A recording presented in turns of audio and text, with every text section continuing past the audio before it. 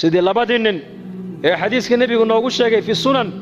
nin baa nin dhul ka iibiyey dhulkii markuu gatay waa dhulbeereed buu ahaa uu falay markaa khasna dahaba markaa uga soo baxday jarra min adahab uu qaatay uu la ordo ninkii lahaaba uu keenuu ka yidhi war dhulkaad iga iibisay dahabka inta leeg baa ka soo baxee malaha waad ilowsaneeda iga qaada buu ka yidhi markaasuu yidhi may anu kuma ogeyn adaa ilaahay kaa siiyey adaa iskale iska qaada buu ka yidhi war waxaan adigaa le iga qaado innaga zamankeenna waa maxay war waxaan anigaa le isii weeyaan teen waxaan ku dagaalamayno dhulkan anigaa leh gurigan anigaa lahaa meheraddan anigaa lahaa waxaan anigaa lahaa baa isku haysannaa iyaku waxay taagnaayeen dadku markay hagaageen war waxaan adigaa le iga hoo iyo kaa qaadan maayo may ma dhici karto may adaa iska leh adaa ilaahay ku siiye iska qaado may dhulkan adaa iga iibiyey malaha waad halmaamsantahe adigaa iskale iga qaado waxaan malihi anigu yahay lacagta intan leegna anigu kuma siine may labadii nin intay isqabsadeen bay maxkamadda tegeen maxay isku haystaan kan wuxuu leeyahay xoolaha nin kalaa leh ha iga qaato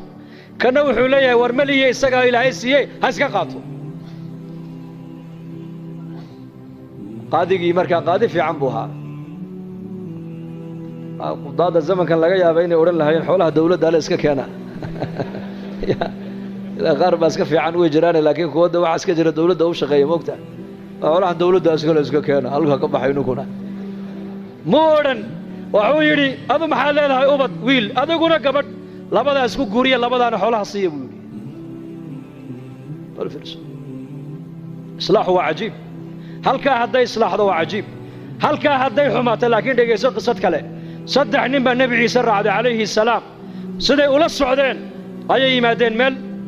bannaanka uu dahab ku yaallo dhaymanku markaasuu nebi ciise ku yidhi waxaan waa dhayman waa dahab waa jawharad markaasay yidhahdeen noo qaad markaasuu yidhi nebi ilaahay soo diray iyo adduunya meel ma wada marta buu ka yidhi markaasay dee annakaa qaadanaynaa dee haddaad qaadataan i raaci maysana waad iga hadheen ogaada buu yidhi diin iyo adduunya isma raacda buu ka yidhi waa nebi zaahidu ha nebi ciise calayhi salaam saddexdii nin way ka hadheen baa la yidhi nebigii ayaan darrada eeg markaasay dahabkii qaateen way la socdeen way la lugeeyeen magaaladii markay u dhowaadeen bay yidhaahdeen haddaan maalin galno waa lanaga dhici hee habeen han ku beegno laakiin waa gaajoonaynaa way tashadeen waxay yidhahdeen laba dahabkaas sii ilaaliso midna magaalada intuu tego cuntahay noo soo qaado yuuna cidna inoo sheegin waa hagaag kolkuu ka dhaqaaqay labadii dahabka ku hadhay ilaa shayddaankiiba dhiigga bini'aadanka dhex socdee ayaa wuxuu yidhi mid walba midka kaluu ku yidhi dahabkan labadeennu buu nugu fiican yahee ninkaa markuu yimaado aniguna waan la hadlay waan jeedin adiguna midida halkaa ka geli maydkiisana bahosha han ku ridno han ku aasno dahabkana labadeennu han kala qaadanno marxaba kiina uu sii socdaa shayddaanka isagana dhiiggiisii ku dhex jiro wuxuu ku yidhi dahabkan adigoonbuu kugu fiican yahee cuntada intaada soo cun ayakana u soo sumee markay dhintana dahabka iska qaado maxaa ka dhacay kula tahay meeshaas uu yimiday cuntadiibuu u dhigay isagii bay khaarijiyeen cuntadii bay cuneen iyagiina way iskhaarijiyeen nebiyullaahi ciise calayhi salaam ayaa soo maray dahabku halkii yaalla iyo saddexdoodii oo mayda markaasuu xawaariyiintii ku yidhi adduunyadii ubadkaygu sidaas ku galeen eega buu ka yidhi waa kaas halkaas halka laga hagaagaa waa qalbiga halka laga xumaadana waa qalbiga inna fi ljasadi mudqa